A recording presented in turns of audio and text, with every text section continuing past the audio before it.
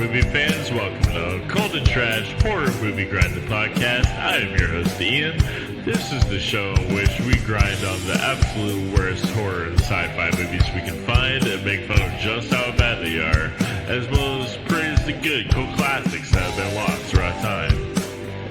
Now get ready, because we're about to dive real deep inside of Hollywood's dumpster in search of the good, the so bad it's good, and the fucking ugly. Now put on your seatbelt, grab a beer or two, and enjoy the show.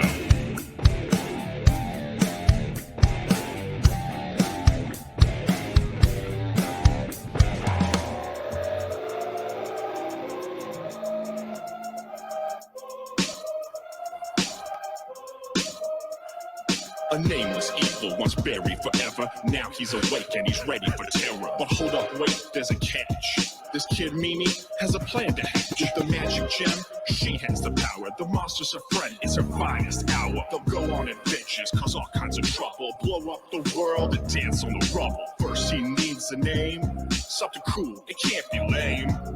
That's when it struck her, so cool and so mean. The monster will be named PG.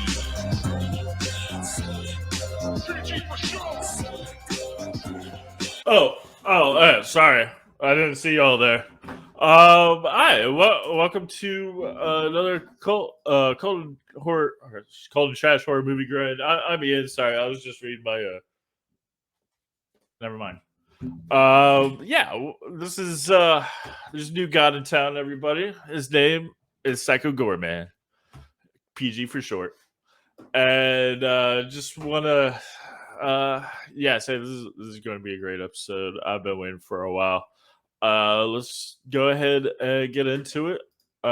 So this is Psycho Goreman, but we're also going to talk about Astron 6, the production company, which this isn't an Astron 6 production, but it was made by Astron 6 guys. The director, Steven Kostanksi, I believe his name is Kostanski. Steven Kostanski, and starring Adam Brooks. Adam Brooks created Astron 6. So we'll get into that in a bit. But first, let me introduce our guests. Bree and Sloan, welcome back. Hello. Thanks for having us. Hello. How y'all doing? So this is both of you. This is your first time seeing this, right? Yes. So what do y'all think? Well, I'm a huge fan of the cinematography for the fact that it's barely any CGI usage whatsoever. And so, it really reminded me a lot of the old school Guar days, and so that was definitely hit close to home there. Let me take right. Yeah, that's what Astron 6 is all about. The guys who. Like the director and Adam Brooks, who he plays the dad in this movie, they started out doing actually effects on a bunch of other horror movies. Then they started doing short films, fake trailers and stuff, and then they started making movies. And this is Steven Kostanski's latest film. Bree, how about you? Loved it. This may be my new favorite movie of all time. Yeah, I can see that, and we've got another guest, first time coming on. If you guys like video games or talking about video games and comics and pretty much the opposite of this podcast, but like blockbuster movies, superhero movies, Marvel mostly, and DC and stuff, check out Who's Next podcast. The host of Who's Next is right here. Seth, welcome to the show. Hey, what's going on, yo? How you doing? Oh, I'm doing all right. Watching a crazy movie. So this is your first time for seeing this too, right? Oh yeah, for sure. I haven't seen this. So what are your thoughts?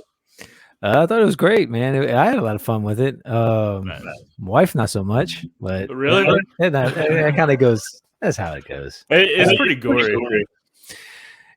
Yeah, it is. But I still think it's a pretty good kids-friendly movie. Definitely let your 4 or 5-year-olds watch it. They're seeing worse on YouTube anyway, so there you go. All right. So real quick before we get into it, what I pretty much already said, but why don't you go ahead and tell everybody what Who's Next is all about? Yeah, man. So Who's Next podcast? You come over there. You kind of said most of it. We do split it. One episode we do games, another one we do movies and comics. Also, I've been doing more of Twitch streaming, Sammy Savage 88 on twitch.tv. Was it /Sammy Savage 88? Whatever. You can check me out over there too. Yeah. I mean, yeah, it'll probably just be you. So, it is, but it's all good. But yeah. It's Cool. that's basically it, And what I'm basically I birthed basically Ian's podcast career. So I'm that's true. I was about to bring that up. Daddy podcast. Damn it! No, actually, so my previous podcast, Maybe So Bad They're Good, Midnight Cool Classics, and Can't, came from another podcast called Maybe So Bad They're Good, in which Seth here was my co-host and main showrunner. And I would not have this. I'm sorry, I'm choking on my drink. God damn it, that's professional. So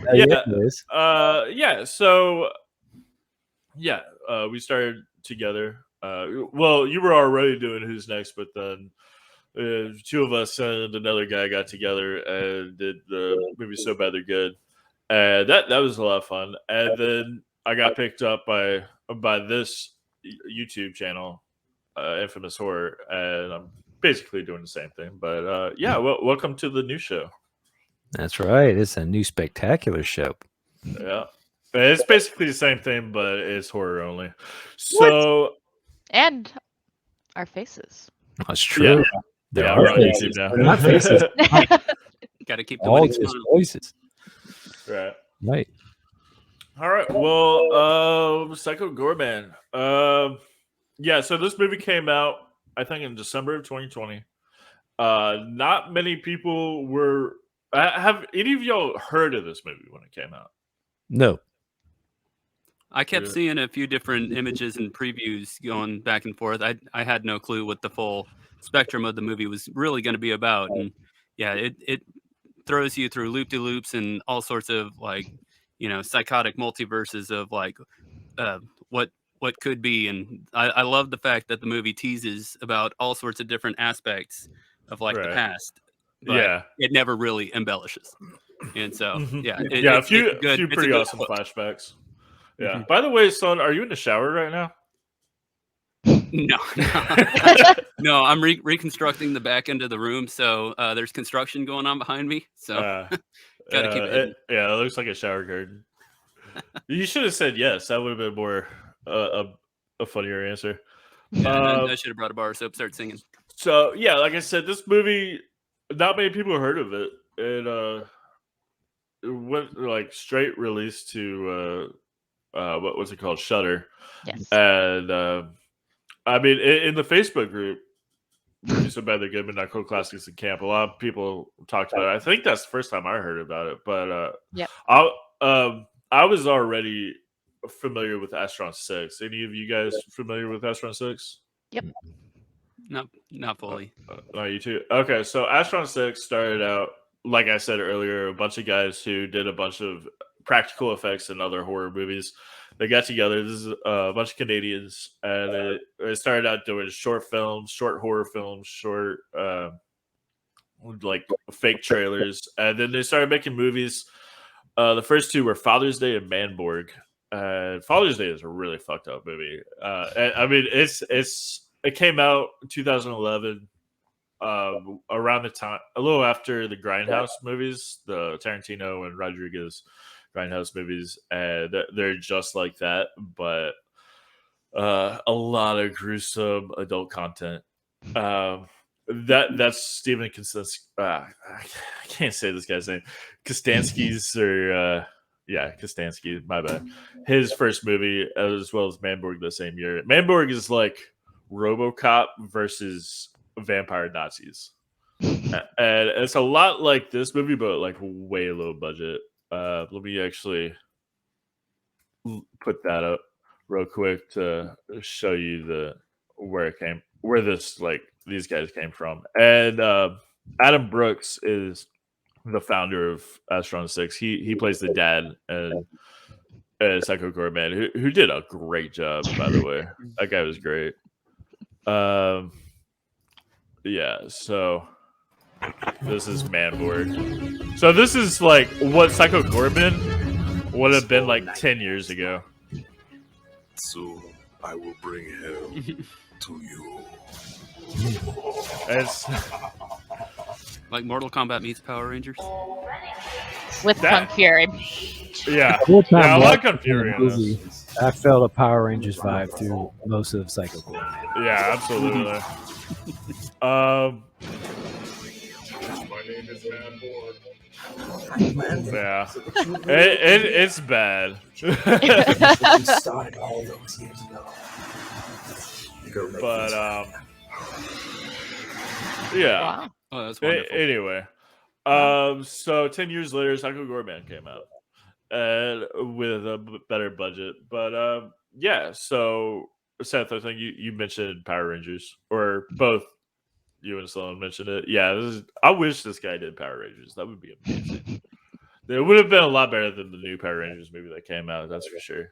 Yeah, it definitely had the feeling of like the first Power Rangers movie, Ivan Ooze sort of situation. Yeah, I was gonna say that Psycho Goreman, if that was the actual design for Ivan Ooze, like the Power Rangers would be completely different, and I would be Or on Raid board on Lord for it. Zed.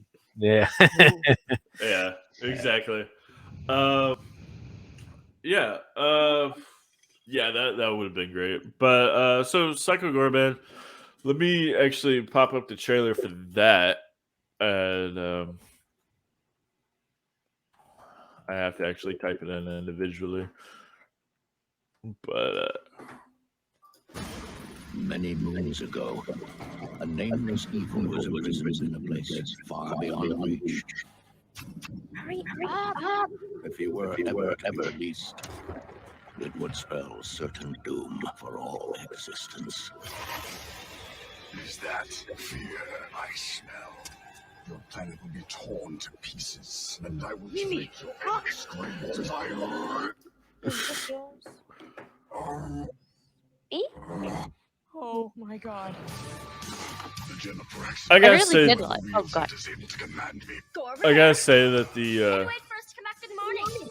You will suffer in eternity. his for this. voice has a lot of bass in it. That if you listen to headphones or a really good sound system, Or PG for short. it, I will bathe. it's a little bit. You get like more of a experience.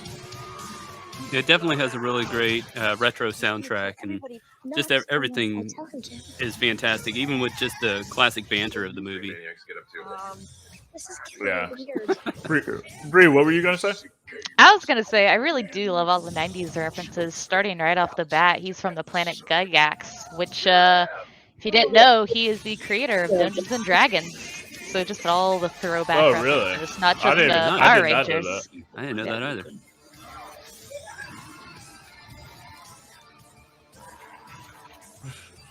There's a new god in town. And his name? Yeah, the trailer doesn't really do it much justice. I've seen the movie 3 times, and I still haven't been able to catch everything that this movie has to offer.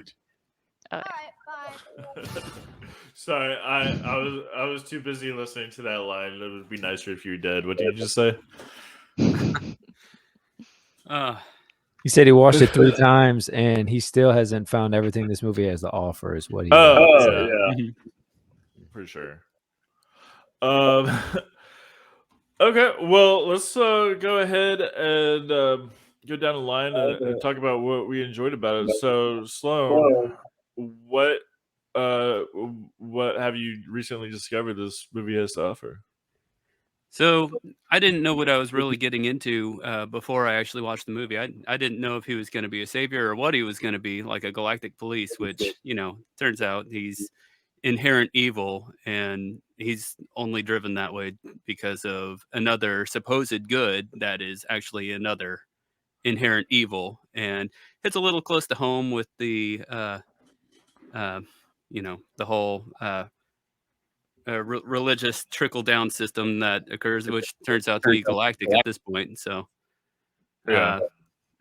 but there's a power struggle, and you fear him in the beginning, and then you learn to love him. And as we said before, like it turns into a very family-friendly movie with a hard R on it. Yeah, exactly. Which Seth, I have to go to you now.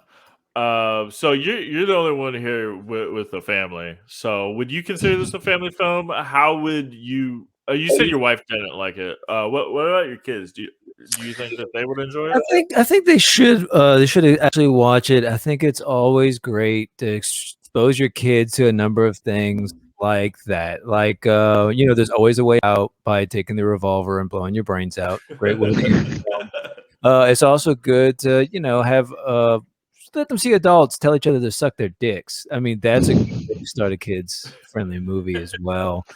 To see that just because, and the real heart lesson is, just because he looks like a monster doesn't mean he's the actual villain, because Mimi's the actual villain. And when you look at it from that lens, you can start to appreciate people better. And it's a good family lesson to drive home that just because somebody looks a way that's unusual doesn't mean because that guy could be like a 12-year-old girl that's a psychopath whose real name should be Psycho Goreman. I mean, personally, that's what I thought. I was like, whoa, this is a twist, because he's not the crazy bad guy. This chick is. And the whole family is fucked. So you really get to see why a child grows up to be that way. Very interesting. Family friendly, approved. My son's watching tomorrow. Awesome. I did not expect that at all, but that's a good point. I didn't even think about. Nice. Yeah, it is interesting to point out that like the protagonist is actually the most evil character. The little girl who has never actually killed anybody. Like, she's more evil than the Archduke of Nightmares that has gone billions of years exterminating all life throughout the universe, and she's worse than him. But not only that, don't forget the space Christians.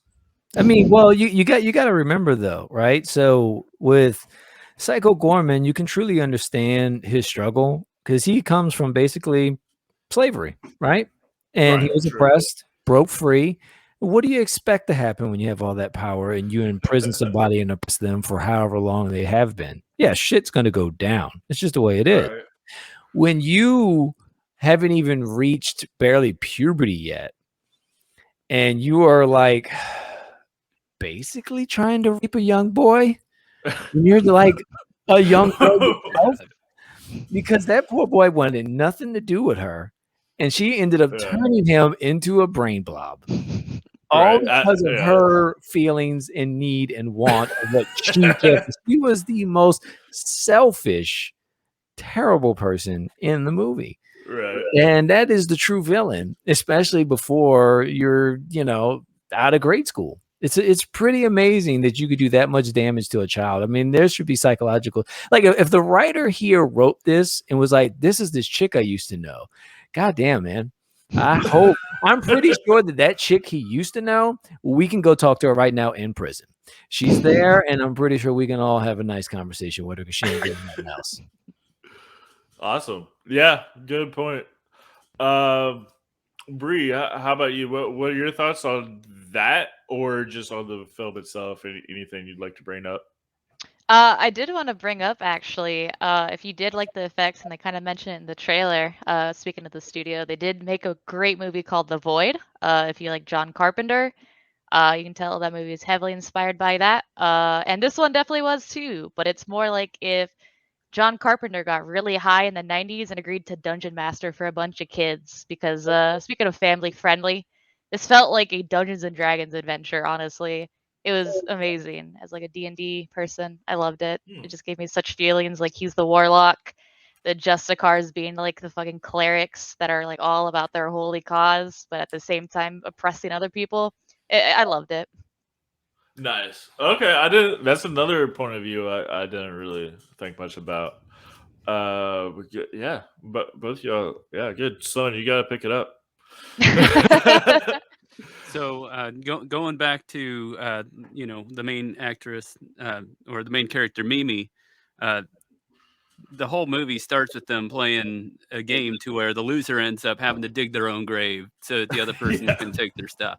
It's just like, all right, you already know that things are starting off on the offhand at that point, and you feel real bad for the brother Luke, because the whole movie he's just getting shat on by her the whole time emotionally, and then he makes friends practically with Psycho Goreman, who in the end remembers everybody's name except for his own.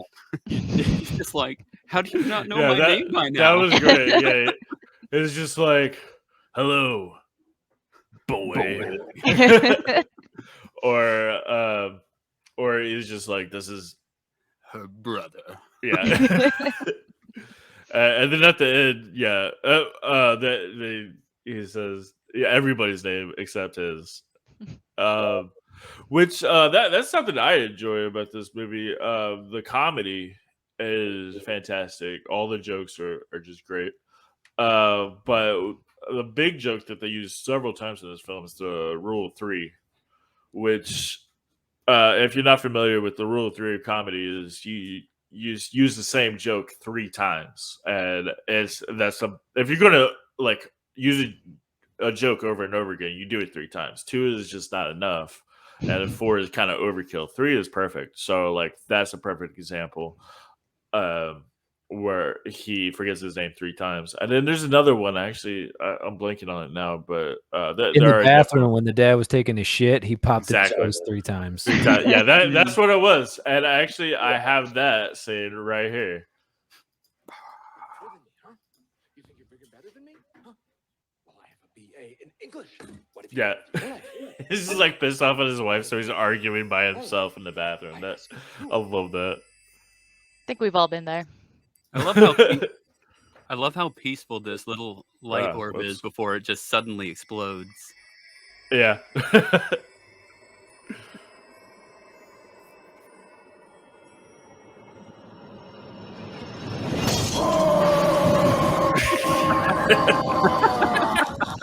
Find me! Find me or you all die!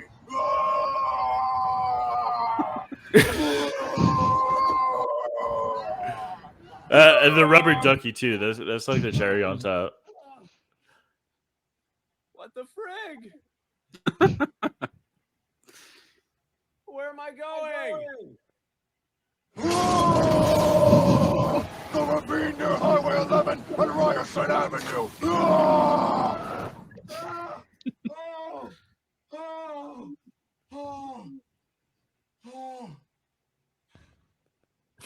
I don't know where that is. Go south Yeah. on Prescott Road until you reach the second set of lights! Yeah, that right there, that's a perfect example of rule of three. Because after that second one, it's just well, that was great, and then you think it's over, and then it gets you by surprise. And nope, there's more. So the comedy in this is perfect. What are some other jokes that y'all laughed at a lot? I'll say the one that I don't know if necessarily is quote unquote a joke, but the part that I really liked with the dad was when they're doing the montage with Psycho Goreman. Yeah, gotta have a montage. Ball. Yeah, he shoots an energy ball into the house, and the dad just is like, "What the fuck, man?" Shaking. Almost hits him. Yeah, bounces off and hits the TV, and he just starts crying. He just crying, but this is when he hits that. Fuck. Yeah. This is great. Excuse me. Frick. No, he says fuck. Yeah, he does the hard F for that one. Yeah. Really? I didn't catch that. They say the F word 2 or 3 times in the movie, but the kids do reserve it to frick. Yeah. So let me ask you guys, what are your thoughts on the heavy use of frick? Which, by the way, first, before I saw this movie, I can't stand the word frick. It is the most violent word in the English language. I hate it so much.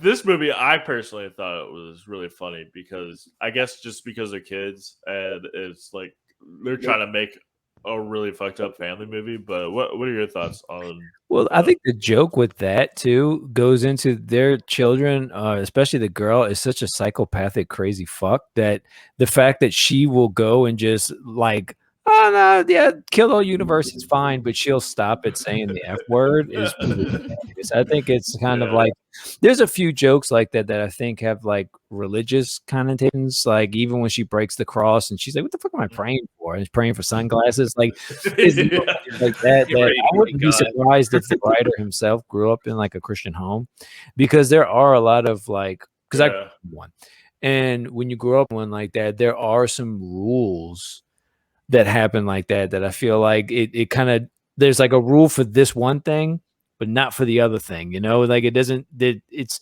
almost like pick and choose. So I don't know if that was maybe where some of the jokes came from, but I felt like that was kind of it made sense to me on that. Funny. Right. Sloan and Bree, what about you? Or I mean, either what's your thoughts on the frick? Did you think it was overused, or did you think it was funny? So I hate, like you, I hate the word frick, but the fact that they kept saying frig, that's the part that really was grinding on me. It was like, this is somehow even worse. But again, it's funny in the fact, just like Seth pointed out, you know, she's just like the worst of the worst. And she's still saying frig, and even at the end, she's got Psycho Goreman, you know, Archduke Nightmare saying frig you. Yeah, so I will say it was pretty funny for that. Because that's what they taught him. He doesn't like. I mean, it's a dumb movie, so everybody speaks English, but it's pretty much understood that where he comes from, that like the words "fuck" and "frig" aren't used. So she pretty much teaches him like, yeah, this is the worst word you could possibly say. So, yeah, I mean, she's watching, you know, her crush get turned inside out to a brain, a dude becoming like a mindless husk, but can't say fuck. So going back to the whole talk about the montage, when they have Psycho Goreman playing the drums, and then Alistair, he's the brain, he's on the synthesizer, and she starts singing the song, like when everything's like falling apart in the end, and they have to, you know, like build up encouragement, they start singing the song that they're singing during the montage. And so it's like, frig off, frig you, go frig yourself, and, you know, you're not the boss of me. You can't tell me what to do, or pretty much all the lyrics for that song. Yeah. But they, so interestingly enough, the two kids, the actors, their names are Owen Meyer and Nita Jussie Hannah.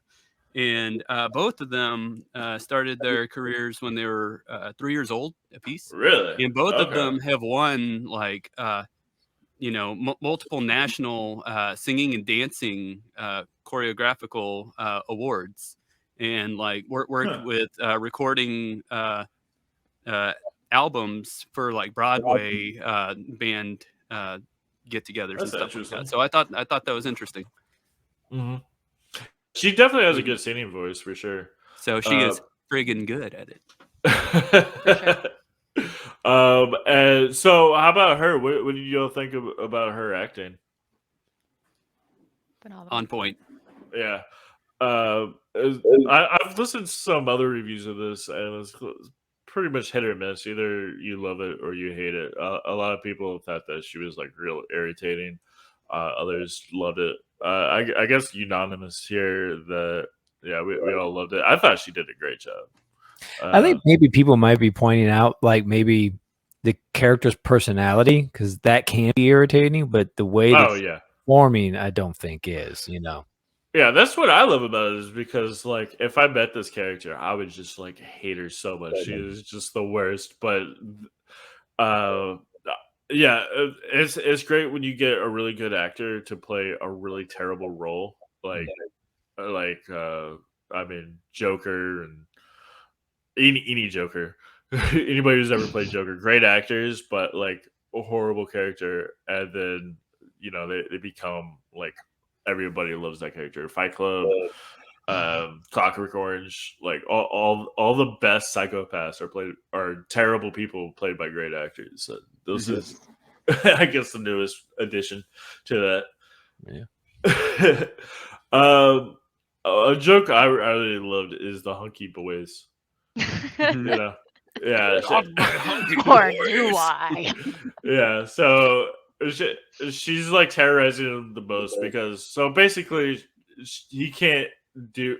She completely controls him, and she just makes him just like she's like here's some magazines you can read. He despises all the narcissism and like I guess GQ magazine or whatever. And then he's like, oh, but they're hunky boys, and it's like I don't care for hunky boys, or do I? And then comes back. It comes back later, and I guess what happens is the magazine gets destroyed. He's like, not my hunky boys. So the question then, do we then is the rest of the universe just gonna be that family and a bunch of hunky boys that exist throughout the whole universe? Well, universe over time, but the Earth definitely. Okay. Because you think each hunky boy gets a planet? Like he just like, I cleared out this planet. You have this one. Yeah, that's a good idea. He might save the hunky boys. But I guess what? The three of us on here, sorry, Bree, but if we get to working out, we can stay alive. You know what I'm saying? If we can stay up. I mean, that's how you live. Hey, I'm prepared. Look at this shirt. He likes hunky boy. Oh, well, yeah, you're right. You're a future corpse. You could be on our planet. We'll just like hang you, and you'll be there, and then we'll just be ripped in our underwear, waiting for Psycho Goreman to come back. You know, it'll be fine. Kind of got a bio cop right here. Oh, there you go. Nice. Oh, nice. Okay. Yeah. Okay. So that brings up BioCop. Okay. So the cop, which I guess I'll bring that up, but while I'm doing that, I guess Sloan, since you brought it up, go ahead and tell everybody what BioCop is. So BioCop, it turns out I didn't even know what it was until I watched it earlier today. Like I kind of wish that I had seen that before watching this. So everybody out there, before you watch Psycho Goreman, check out BioCop. It's just a 5-minute trailer, spoof trailer, but they've done it so well. It also has Adam Brooks, who did the directing and acting as certain segments, but it's pretty much a Toxic Avenger style, cop story. Dirty Harry meets Toxic Avenger practically, and as much as he wants to die, he just can't.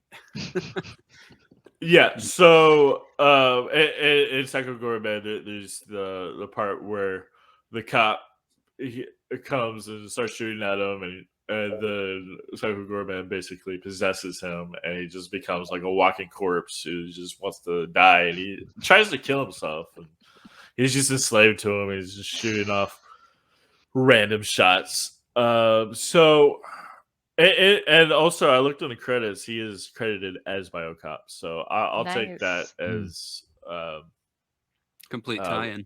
Yeah. So I mentioned earlier the movie Manborg, also directed by Steven Kostanski, or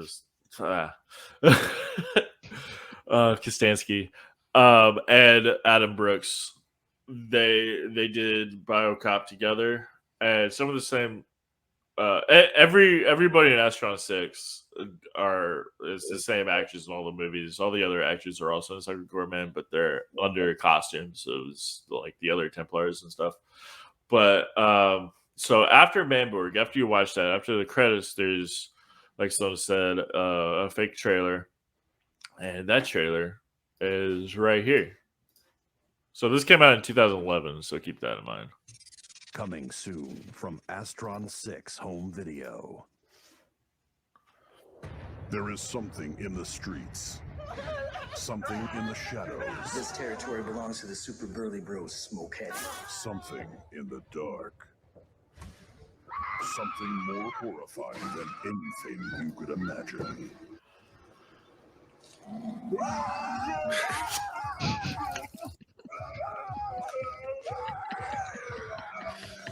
And his name is BioCop. What happened in that lab was a horrible tragedy. And you want to take that poor man and turn it to some kind of super. I really love the fact they've just been holding on to this for 9 years. The 10 years. bioweapon Well, Oh, yeah. to lay down yeah. the law. Holy crap. It's huge. Well, almost 10.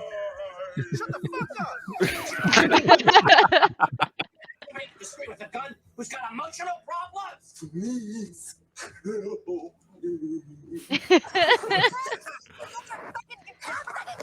He's part man, part nightmare, and he's taking justice to the streets.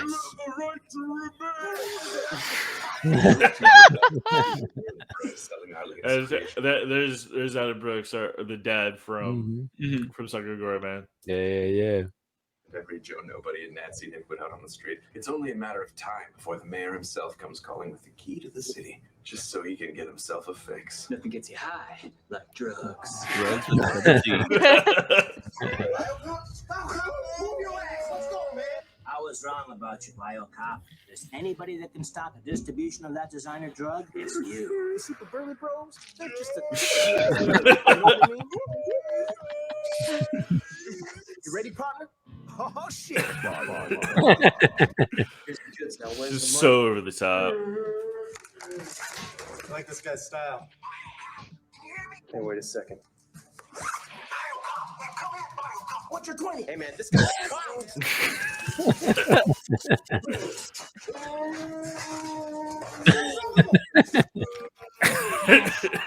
Death, bring it. Dead bioweapon.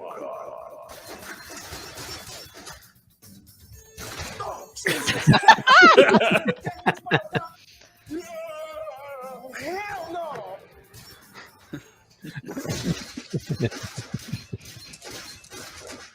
Just light him up. You're under arrest. Biocop, you're crazy! How is it that an entire gang of vicious criminals can't kill one biocop? I really feel like that other thug there could be played by Greg Sestero. My best friend. All Yeah, I these can see tough that. scenes. Detective Mills. That's it. You're up the first, biocop. Give me your badge. Biocop.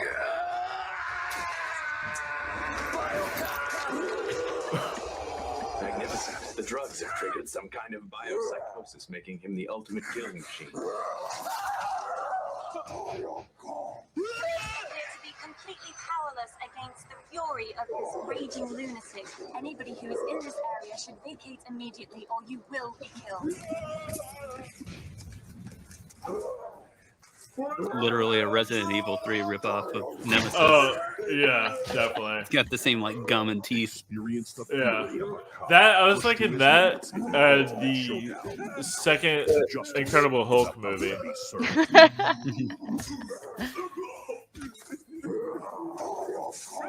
Or like one of the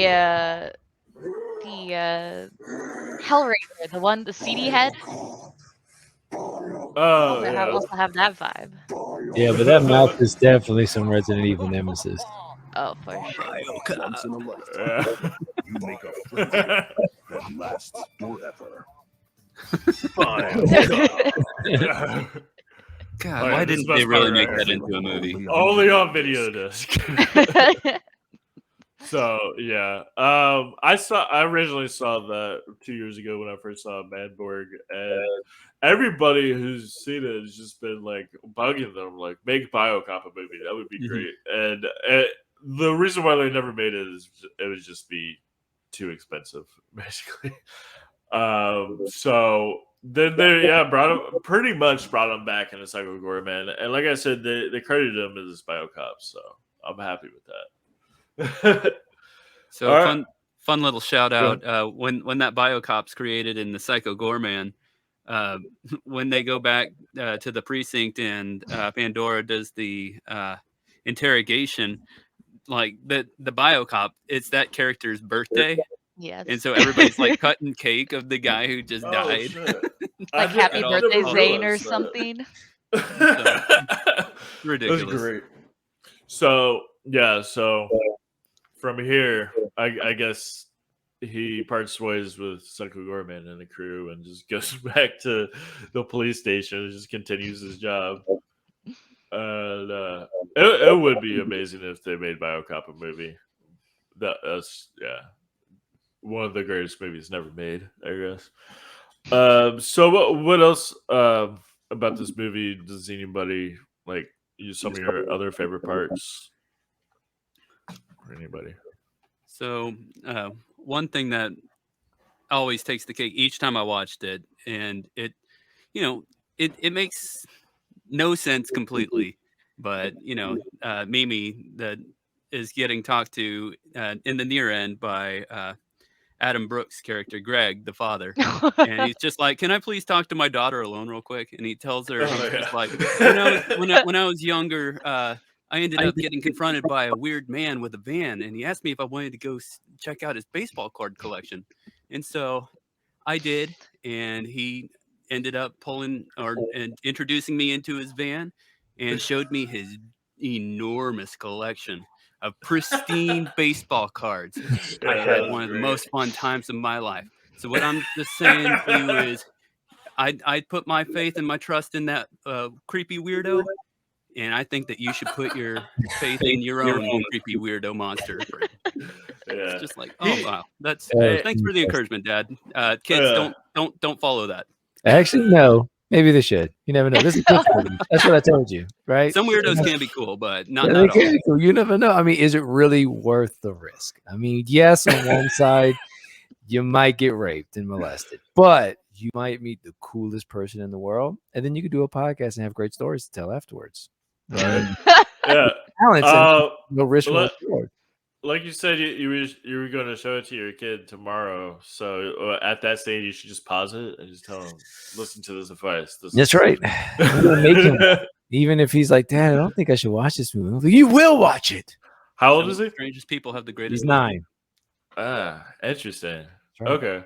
Right so, there. I mean, other than all the gore, it's a pretty tame movie. Yeah. I think the dad says just the most off the wall shit though. Like apart from hey, trust strangers in the van when they were at the dinner table, and he was like, I remember when I used to play guns and we kept them for keeps. And we were in Iraq and I was killing people, and I'm like, what? Yeah, he's great. He helped write the script. Like I said, he's the biggest person behind Astron 6. So he directed most of their movies and wrote all the scripts. And yeah, he's hilarious. Also that same scene with the dinner table, he's so proud of his microwave chicken, which actually that's the joke I was making at the beginning when I had this book. Really brings out the flavor. Ian, you're supposed to do that joke 2 more times in this podcast. What the fuck's wrong with you, man? Hey, this podcast isn't over. Just ruined the joke. You just explained it. You're not supposed to explain it to people. You're supposed to do it 2 more times. Right. No, you're right. Well, see, that's the thing, is that nobody liked the meal. He was so proud of it, but that's the thing. It's microwave for one. He did it for the whole family. So I mean, if it's for your family, it's not going to work. If you're sad and alone and depressed like me, then it's fantastic. I think it's always worth experimenting. Like, why can't my family eat off of nuked food in the microwave? I don't see why we can't explore this, because I think it could work. I think that was Joe. What was that? That reminds me of that movie, Mr. Bean. Have y'all seen that one where he puts the whole turkey in the microwave and it explodes? Yeah, that's pretty much what happened in this movie, because basically. Because the mom opens the microwave and there's just like chicken everywhere, and it's just a huge mess. She's like, "What happened?" He's like, "I cooked a delicious meal for my family. That's what happened." And it's just like everything about this guy is just so pathetic. And he's a real piece of shit. Yeah, he just takes a shovel one time. Oh, my hand! Do you think he was trying to get out of that, or was he pathetic that actually? You didn't see the other scene after that where he's like sitting on and they're like, "Where did you get that TV?" He's like, "Oh yeah, I got this new TV, but look, my hand, I can't work." You're gonna have to pick up some extra shifts to cover for this, but this is gonna be great. It's all right. It's a piece of shit, man. Why do you think his daughter's the way she is? And then she ends up calling him lazy, and he finally stands up. He's just like, I do not like that word. My parents teacher used it. My teachers used it. Now you, Susan. Yeah, it reminds me of Devil May Cry 5 when Dante calls Nero dead weight. For anybody who plays Devil May Cry, same joke. Yeah, and that's another rule 3, because that's another one that comes up 3 times. Is there's that, and then when they take him back to the house in the truck, and his wife is just like, just for once in your lazy life, you don't have to do anything. So that's second. And then the third one is like, I'd help you out, but I'm just too lazy. Like, just fight her. And it's just like he's choosing his battles at the worst time. Like the fate of the entire planet is out here, and he's just like spiting his wife who called him lazy, and it's just like he takes that word like the N-word, like that's how he reacts to it, and that's exactly what he is. It's great.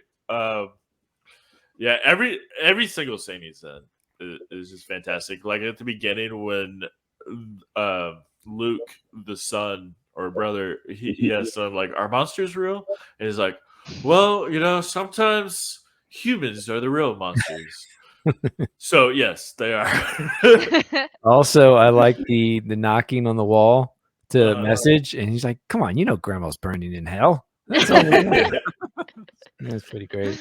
That comes up later too, as she finally apologizes to him by knocking on the wall. They actually do a good job of callbacks, especially for jokes and stuff, or sometimes not jokes. Like they just like a lot of things that happen in the beginning, they definitely come back in some way at the end, and that's everything. Crazy ball. Well, the fact that he pretended to damage his hand, and then he high-fived Psycho Goreman and really snapping his wrist out. And then again, his wife like comes out of her whole thing, and like she's all like barely conscious, and he wakes her up. It's like, you gotta take me back to the hospital. It's like, just like every time he has a moment to actually be a good human being and like a good husband or father, he's just like, nope. It is just this shitty, sad, pathetic guy. Anything else? Yeah, I would also say that I actually kind of like the kind of problem here in the movie is the fact that you basically the family has to choose between slavery or death, basically, which is kind of an interesting choice if you really like think about it. Do you want to be enslaved your whole life to this religious like nut, or do you just want to die? Terrible. Yeah, exactly. Because we all know that's where it's coming from. Because I guess basically the his backstory is that he was enslaved, so you pretty much figure that the Templars are gonna enslave humanity. That and they're space Christians. So to comment on that, so the damn it, I had it on my mind. All right. No, well, if you come back, there we go. So the choice was whether to be under the Templars or a death. But the whole concept is the guys in the end, they passed around the gun so that they would be permanently dead, because when the kids ended up accidentally knocking over his he's just like that was my my prize or my life's work or whatever. When he's the first guy that attacks him, he ends up putting him into a stasis of like eyes rolling around constantly. He tells him he didn't want to die, so he'll be there for thousands of live years. forever. He basically like succumbs to like the worst of absolute madness. So pretty much everyone, if they don't have a quick death, they're just going to be living on through eternity in like mortal agony. And so that's the Archduke of Nightmares after all. That's painful. That reminds me. So his death. So he basically says that like the easy way out is to kill you. instantly, and then so or you'll just succumb to madness forever. Or if you fight him and you're brave about it and he respects you, you get the warrior's death, where he just eats you, and that was awesome. Just his mouth just like opens for like as like the thing. Yeah, it was at that Yeah. moment. That was that moment. My wife turned to me and said she wanted a warrior's death, and I just told her, "Well, nice." I love the fight scene. I loved the creation of the other aliens. We got to see like some of the other alien designs. The one that's just like a tub of body parts, just like splurting out blood. That's all he does. By far my favorite. Oh, There's just no rhyme or reason for him. He just splurted out a bunch of blood. Well, actually, they actually, when they were writing the script, they went into the backstory very deeply of all of those characters. So that guy who's like he's like a robot with little drill hands and spews blood. That's all the blood of basically all of their enemies that they've conquered. Ooh, okay. And he puts it back onto Psycho Goreman. Very poetic. yeah, and that scene's great too because it's like an epic fight scene, and he's just getting ass kicked. There's this music going on, and then it shows you from like an outsider's point of view, and it's just like cheesy. He's just like laying there while he's just like pouring blood on him, and then that's it. That and with the first time they play Crazy Ball, and it's like an epic game, and it's like like you're in their head from their point of view. It's like the most epic shit ever. It's like the greatest sport. There's heavy metal in the background with like guitar solos, and then you see from like the mom's point of view when she's looking out, and then you just see them just like she's spinning around in circles while he's doing jumping jacks. It's like, this is dumb. Which also I love how Psycho Goreman calls it this is like, I've got another contestant for your game of nonsense. Which that's all it is. Like he described that perfectly. It was also great seeing them actually play that. I agree. Like Psycho Goreman and all that. That was pretty fantastic. He did look pretty damn good in that cowboy outfit. Oh, that wasn't that was not a cowboy outfit. You know what the porno of this movie is gonna be is Psycho Goreman and a bunch of naked dudes playing Crazy Ball. That's gonna be Psycho Goreman. Psycho Goreman, you got it. That's the name. It's just a bunch of naked dudes and Psycho Goreman throwing balls at each other. Like it writes itself. It does. Really and then in the middle of it, you got to just drop the Power Rangers in there for like an all gangbang. Like that they're just like icing on the cake. You know what I'm saying? Pretty fantastic. Oh my god. I had a perfect response to what Sloan was about to say, is that you just way completely changed, and I don't even remember what I was gonna say now. But worth it though, because that was great. So what were you saying before that? Oh man, I have short-term memory. You just missed out on a greatest joke so far this episode. Ooh, wow. It's still there. We could get Bree's take. What do you think of the porno? What do you think of the porno of Psycho Goreman, where it's him and all his little buddies, his little dudes, all naked, and they're just throwing balls at each other playing Crazy Ball? I'm about it. I'm about it. Right. That's Psycho Goreman, yeah. And then you know what you do is some of them are dead and just corpses being thrown around as well. Ooh, okay. Now you had my attention before, but now you've piqued my interest. There you go. I think she's ready to go ahead and roll the cameras on it. You can direct. Thank you. Since I will not be the buff boy after all. You can't be though, because you're a female right now. So I mean, right so now he likes buff boys. That's true. And I'm not one, so that I have to direct. Mm-hmm. I can't be in it. It's true. Man, damn it! I'm so like pissed that I forgot. I had like a great fucking follow up to whatever Sloan said. And I don't remember what either of those were. So this is almost a perfect movie, but I think it would be even better as a series. Ooh.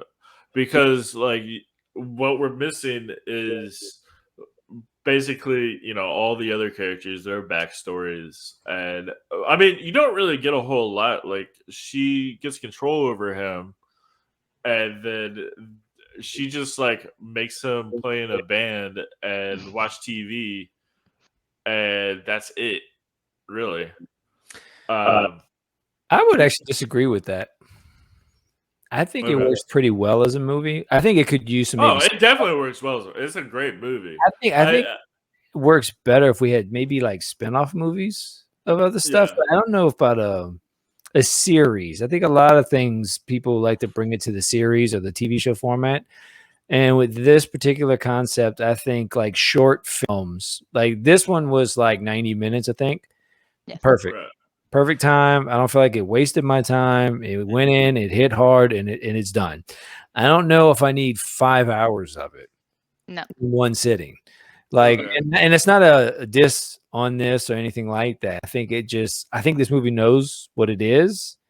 And like, I would just say I disagree. I mean, I'm not saying you're wrong. It's just, I think actually it works better as a film. And if you you bring up a good point. Definitely, like, I mean, I would definitely be happy with spinoffs too. With I guess different characters. And I guess speaking of which, let's go ahead on to the next segment where I give you all prompts for like if there were a spinoff or a sequel or prequel or just whatever, maybe even remake. What would it be? Like how would y'all do that? Seth, since you just brought that up, do you have anything? I think I already pitched it. It's the porno, man. I mean, I don't know where else you go. I mean, everybody's dead, but a bunch of hunky dudes in the family. So that's it. That's the sequel. I mean, it's just a porno. Yeah. Do you have anything else other than that? So I guess if we want to talk literally, I mean, I guess like I don't know if you would do like the movie ends on a note that everything's dying. Yeah, so that and Alistair stays the brain. And I would think if you're doing something right, I would definitely do either spin-off movie, BioCop, right? I would like to see more of that. Yeah, like, absolutely. That trailer you showed was actually pretty great. That was great. That's the first time I saw it, and I really enjoyed that what you showed.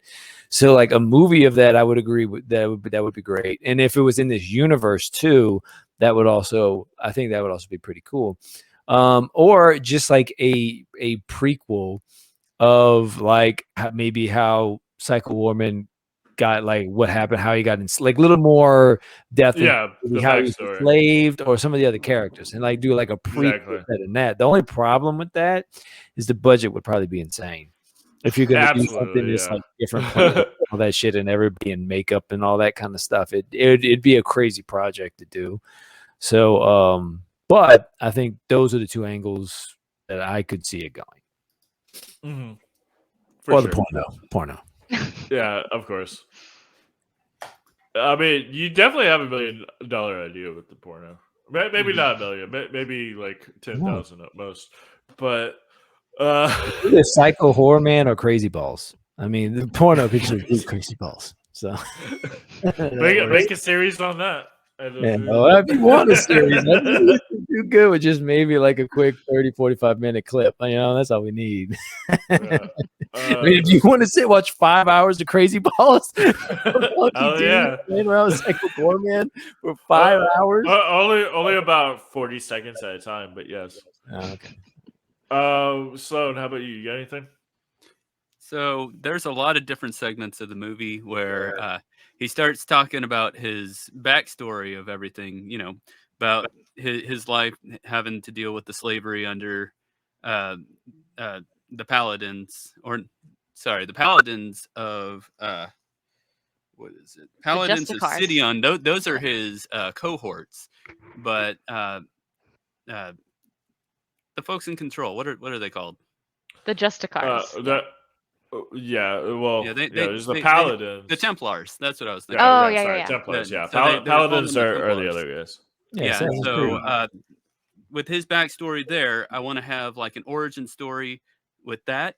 So going on with what you were saying about the going in a short series, like since he's lived for millions or billions of years, he existed on Gygax in the time before time began, is how he announced it. Right. And so, which I gotta interrupt you real quick. Yeah. Sorry.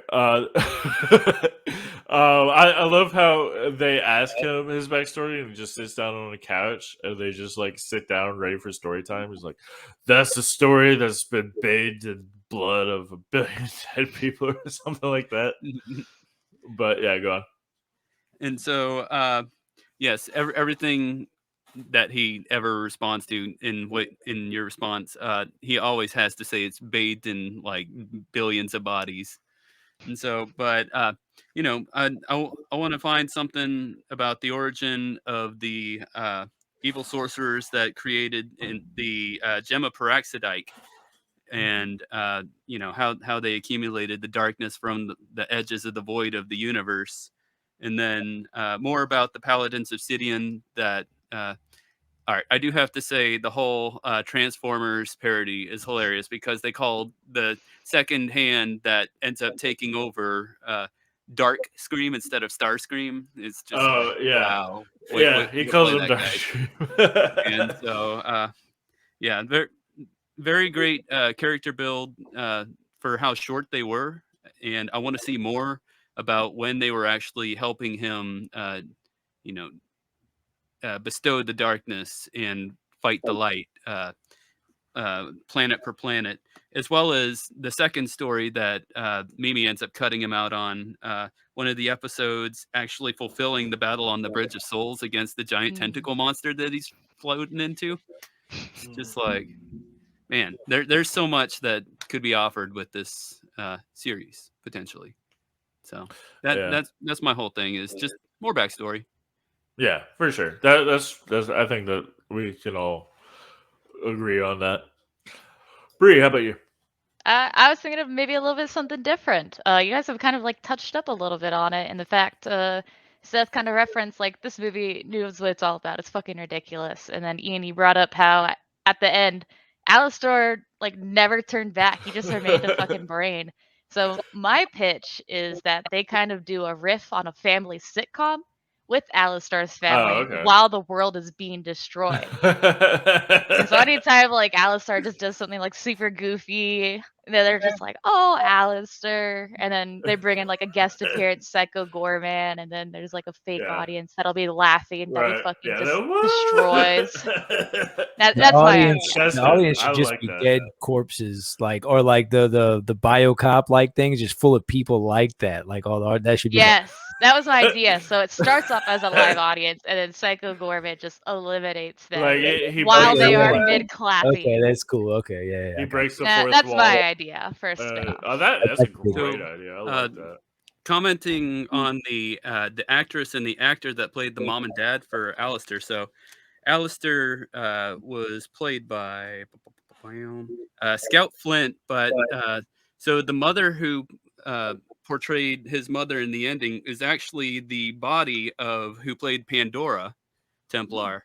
And so the father is actually played by himself. It's Timothy Paul McCarthy playing himself, and he was he's part of a lot of different short movies and items that he's all about revealing the true human emotion through fearful aspects. In one of the movies that he did, he took part in ABCs of Death Part 2.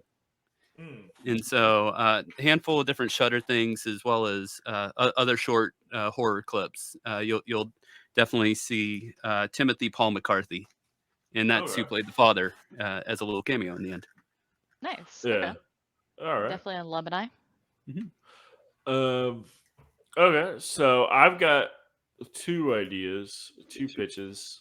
One is just a really jokey pick. The other, a little bit more serious that I definitely want. First one is Psycho Goreman. Not Psycho Goreman. Not Psycho Goreman. Psycho Goreman. Which is, so it's like That's the name. I've listened to a few other podcasts review this, getting ready for this, and a lot of people kept calling it Psycho Goreman, and it's it's Psycho Goreman. You know, when you say Goreman, that's like the name that you of like some just like corporate office worker. You know, like Norman, or like Fred.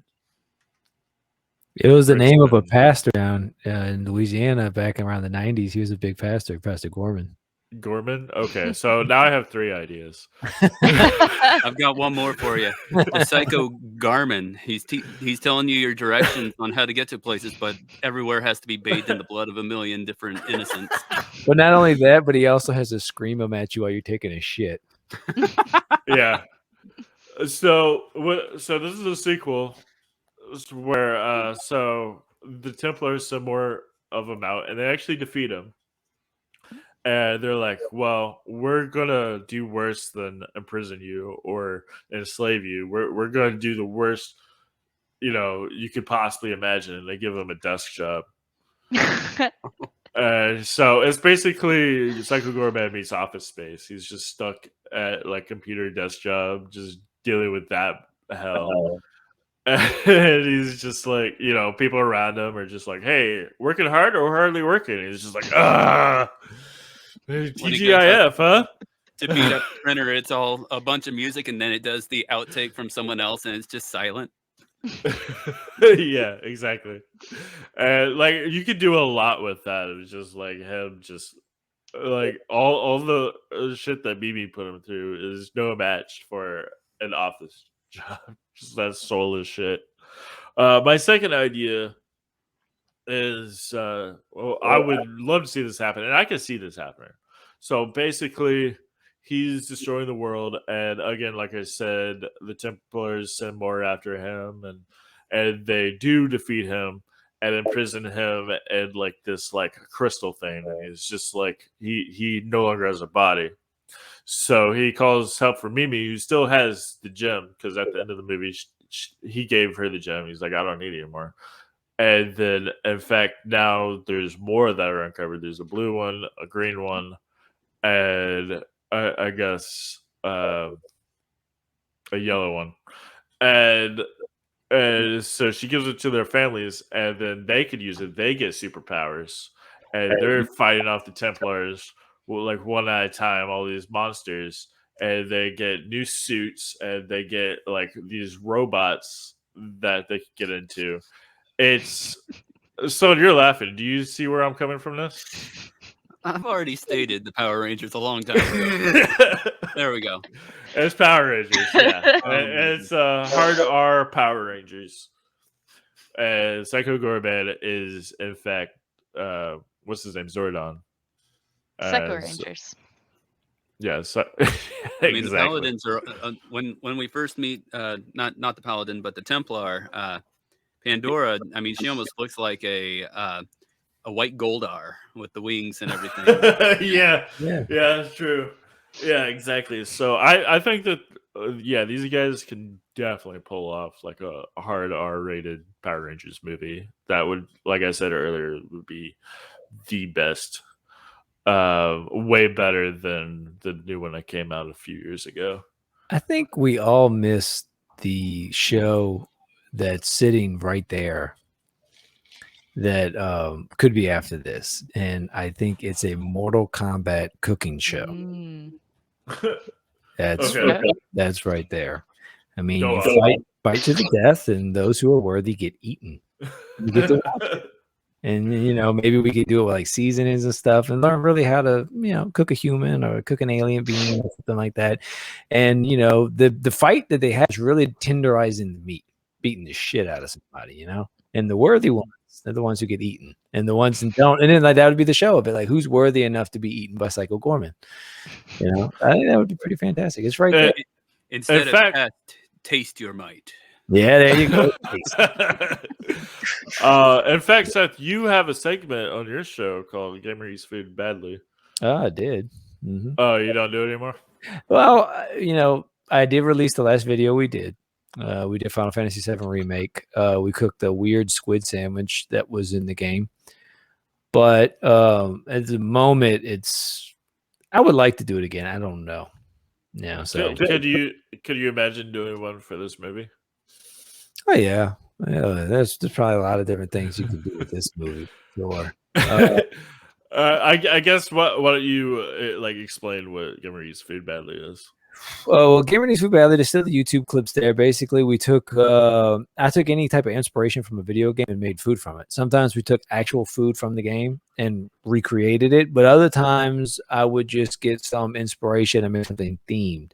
So like the last one we did was Final Fantasy VII Remake, was actually a sandwich in the game, and it was weird. It had like an octopus eye and tentacles in it and all that kind of stuff. So we found squid from the local market and cooked that up with some different meats and stuff that kind of represented, like, it looked like tongues and all that kind of shit in it. So we did that. Oh, Resident Evil 7, we did when that dropped, we did one that was the when what's his name? Ethan, right? The character there. Yep, He's sitting at the table and he's got all the body parts. So we took pig tongue, pig heart, pig uterus, and we cooked it all up in a weird dish to be like the parts that we were eating. And we cooked something with that. Did like an Indian style dish with it or something. So it's stuff like that we did. And yeah, we got a couple episodes. First, it was just audio because we really didn't have video capabilities. So the early podcast stuff has the audio of us talking about the game and trying some of the food that we created. And we took pictures and shared them around on our Instagram and website and stuff. Then we started doing YouTube videos. So we do have some YouTube videos out of it. And some of them are kind of weird because I tried different styles with it, tried to fit different, like, because some of them were like 30 minutes long. So then I tried doing it in like a minute, and did like quick clips and stuff like that. And then tied it into the podcast where you can hear about it. Then we kind of sat somewhere around 10 minutes, like trying to find a good spike for it. It was fun, and I would like to do it again, but I just don't know if that's in the cards as things are currently for me. So, well, if you do, that would be cool. And I just had a thought, like, if you do one for Psycho Goreman, it would just be put chicken in the microwave.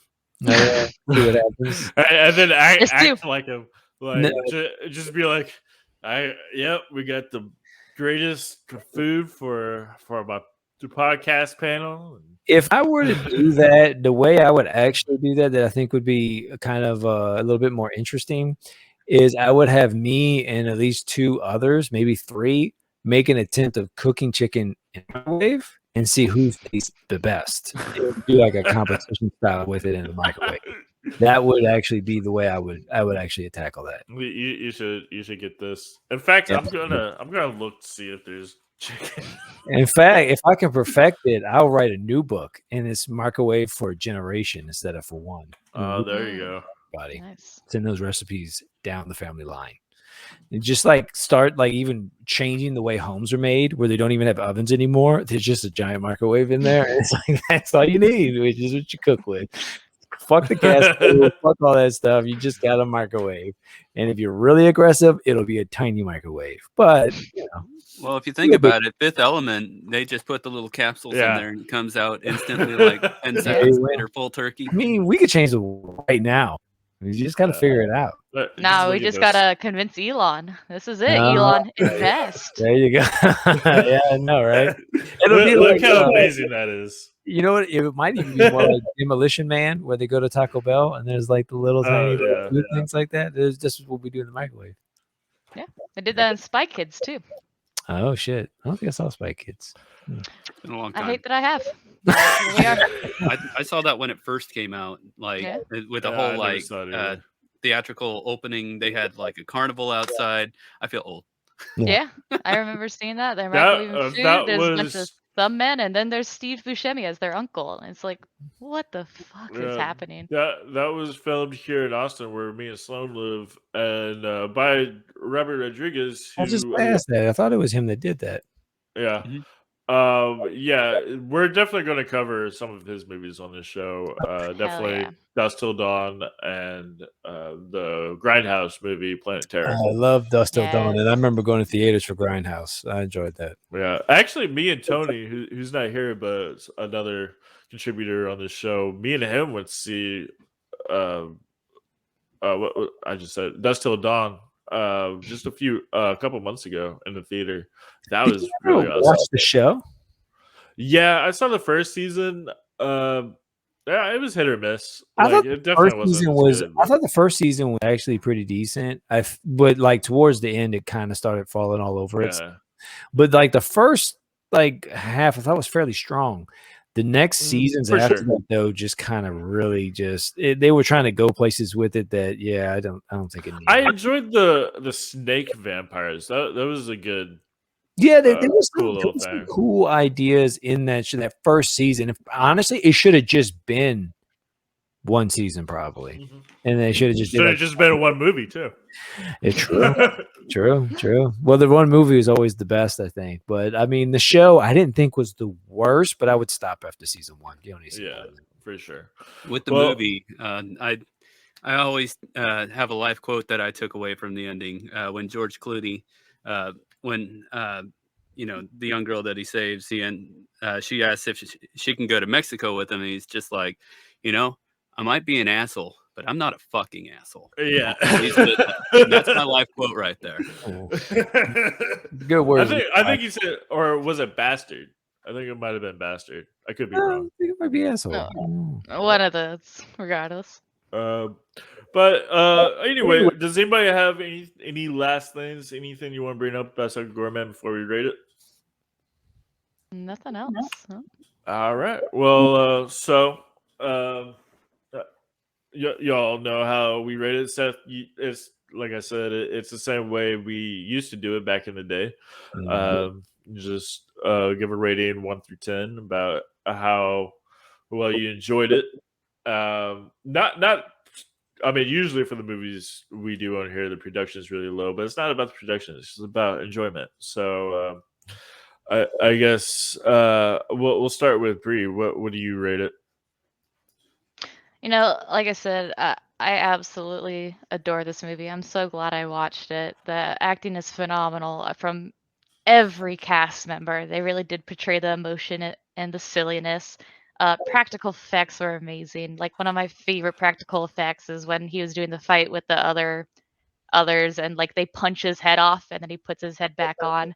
That was like true John Carpenter like effect right there. Right. It was just so much fun. I had a blast with it. I don't think there was a point where I ever really stopped laughing. It was family fun. I don't have kids, but I do have a significant other, and he loved it too. And so for that, I am going to give it a 10 out of 10, and my rating being 10 body parts from my enemies to make one big ass sword. Oh yeah, we didn't bring that up. That was pretty awesome too. Yeah, that was so fucking cool. He's ripping out like her spine and shit, and making a big old sword. It's so fucking cool. I loved it. Sloan. Man, there's just so much to go off on this. So going back into all the practical and physical effects, there was barely any kind of CGI done whatsoever in this movie. And, I mean, some of the items move around, like when they're pulling the gem out, of course, like you see it like kind of shifting, but I'm not going to let any of that ever, mess with my my judgment on this. Shit. I mean, back in the day, like I've seen Guar. So anybody who's seen a Guar show, like you're getting ready for some cheesy monster action. And so, just the wholesome aspect of, teaching this murderous killmonger how to learn to socialize and be with other people. I mean, granted, they take him out on the town and kids just like, nice costume, asshole, and just makes the kid pop a blood spurt. And so, he's hit or miss with his social anxieties, but hey, yeah, I'd chill with the guy for sure. And man, trying to figure. I did give you a week to prepare. So. Yeah, I know. So I'm definitely going to give it a 10 out of 10. 10 heads ripped off by hand and bathed in the blood of his enemies. Awesome. And I just remembered what I was gonna say earlier. You were talking about his cowboy outfit. That is not a cowboy outfit. It's Alan Grant. It's Alan fucking Grant from Jurassic Exactly. Park. Oh, really? My It makes a lot of sense now, actually. yeah, I got really Like, fucking excited to when the that T, scene. yeah. Sorry, and I just got excited now because that's Yeah, When he one of my rips it off, he the had only the thing that stayed scarf. on is the ascot when he starts the fight. Yeah, It's just yeah. like, Is that the sunglasses, the hat, the shirt? It was He even all rips that. off his sunglasses like Alan Grant when they first see the dinos. Fucking loved Yeah. it. And the thank best you part, thank you for clarifying that. That's wonderful. That's a good catch. and the best part, yeah, exactly, is they don't like say, "Hey, yeah, you look like Grant from Jurassic Park." It's like it's up to us to actually recognize that, which Yeah. half of us didn't even recognize it, and it's a great Easter egg. Mhm. Seth, what are you naming or rating it? Yeah, I mean, when you consider it with what this show is and the type of movies we're covering with it, I would have to also give it a 10 out of 10 warrior deaths that I have to give my wife. I definitely think it's really good. For what it is, like it definitely nails what it wants to be. I think it is that, and I think there was always something in it that was making me laugh, keep me there. I didn't feel bored or at any moment like that. Like it was good. It was surprisingly good. I was not expecting it to be as enjoyable as it was for sure. So I'll give it that as well. What were you expecting when I brought this to you? I'm not sure. I was thinking it was going to be something along the lines of, because I actually wasn't thinking comedy, but I really didn't look into it much. Like I didn't look at the trailer. I seen the name, saw the poster, and I was thinking maybe something along the lines of that movie that we covered a while back. What's that movie we covered? This kind of the superhero thing. It was with Joe Manganiello. Arch Enemy? Arch Enemy, yeah. Yeah. So I thought it was going to be something like a tone like that or something like that, like, and I was like, okay, whatever. But no, it was a lot of fun. So yeah, and I think it's good too that like I think it's good that like maybe not watch like a trailer or something. Like if you're listening to this podcast, it's already too late. But I do think that like if you're wanting somebody to watch it, just try and get them to watch it without like showing them a trailer or anything like that. Just let them be surprised at what the fuck they're watching, because it's yeah. That's a good point. Yeah, the trailer does kind of like, in a way, gives you the wrong impression, but also in another way, it delivers exactly what it's selling, because it is like a family kid film, but it's also like really gruesome and gory. So it's the trailer says straight up, hilarious and all that. So it does set a tone of comedy. And I don't know. I think some stuff like this and the other one too that we covered, was it Black Dynamite? Is that the name of it? Am I saying that wrong? Dolomite? No, not Dolomite. What's the one with Michael? Yeah, Black Dynamite. Black Dynamite. Yeah, that one. That was another one that I didn't know anything about walking into it. Like it being like a legit comedy kind of thing like that was really fucking good. Like it surprised me, and it was a good surprise. This is kind of how that movie hit me too, I think. Not that they're very similar at all, but it was just they were like the experience. Right. Yeah, I get what you're saying. Right on. Well, so that comes down to me, and yeah, I definitely loved it. Unfortunately, so when I first saw it was still during the pandemic. It did come out in theaters, but not many people went to see it. I signed up for a watch party for it. It was like an actual. There were Alamo Drafthouse was selling tickets for an online watch party, and the people involved, like the director and some of the actors, were there, like chatting with people. It was actually like $20, and I got it. I paid for it, and then right when it started, I fell asleep. It was ruined, and it kind of like, and so I was so disappointed by that. So when I actually bought it later, I was like, yeah, it's okay. But then, like, because I was so disappointed by that experience. But the more I watched it, I've probably watched it about 8 times now. Showed it to some of my friends, had some people come over, and it just gets better every time. And now I just absolutely love it. So there's some parts that I think could be better. Like I mean, it's got me wanting more, but mostly I think it's fantastic. There's definitely, I wouldn't call it a bad movie by any means. So I'll say 9 hunky boys. Leave it at that.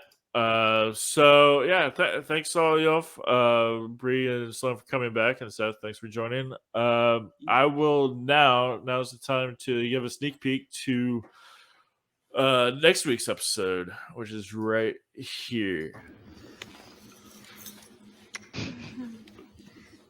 Oh, baby. It's both Shake hands. not what it looks like and exactly what it looks like at the same time. It looks like a hunky boy. Psycho Goreman, here we go. Here's the porn I was talking about. There's a woman in it. We need to get her out of here. This would be another dude. There needs to be crazy balls flying around. That's right. We do need crazy balls. I mean, his crazy balls out, other crazy balls thrown around. Crazy balls is absolutely a great description of what we're about to see.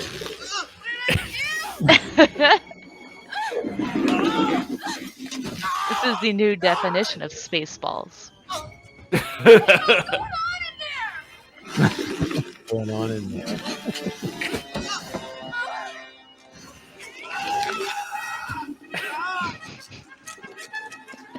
Shaving Ryan Kravitz.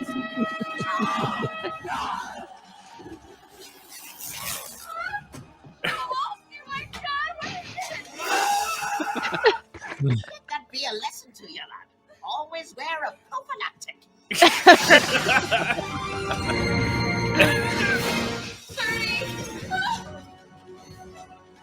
I like how there's no blood or anything, despite the fact that this leprechaun is just erected from his penis.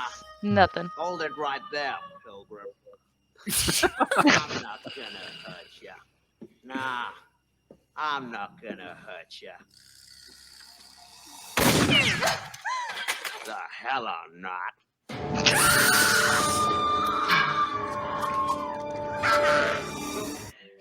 So that is a Leprechaun in Space. The 4th Leprechaun, the 2nd worst movie in their franchise. The worst being Leprechaun Back in the Hood.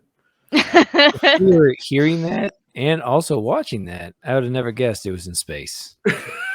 Yeah. She had the classic laser. Pew, pew. I didn't even notice that was a laser. I thought it was like a machine gun, like a little submachine gun. Yeah, it's in space. Because every horror movie, every franchise, if there's enough sequels, you gotta take them to space. And Has you know, Freddy you gone have to to have space? Space Colonial Marines. That's the dude. Yeah, exactly. Has Freddy gone to space? Or Jason has. Freddy has. I know Jason has. Yeah. I know Jason has, but I don't know Freddy Myers. We need movies with him in space. Hellraiser did. Yep. That doesn't surprise me. Yeah, okay. Yeah. But anyway, that will conclude this episode of Cold and Trash Horror Movie Grind. Once again, thank you all for joining. Seth, if you have anything else that, I mean, if you can think of anything you'd like to come back, let me know, and I'll bring you back. Yeah. And Sloan and Bree, I'll definitely see y'all again. For sure. There's a funky video game movie that belongs here. So, Yeah. ooh, you know, it's a good one that y'all should cover. It's really fun. It's a House of the Dead. Yeah. I have not seen that, but that movie is insane. I mean, do you want zombies in a 10-minute Matrix fight scene in it for no reason at all? Movie. It's crazy. And if you forget, don't worry, the scenes are cut with video game footage to transition each other so you can remember that it is a video game. All right. Right on. I'll look into that. And yes, we'll if you'd like to cover that with us, I'll definitely be glad to bring you It'd be back fun on. to go back to that one. I haven't seen it in a long For time. sure. All right. Well, once again, thanks y'all, everything, and thanks everybody for watching, and take it easy.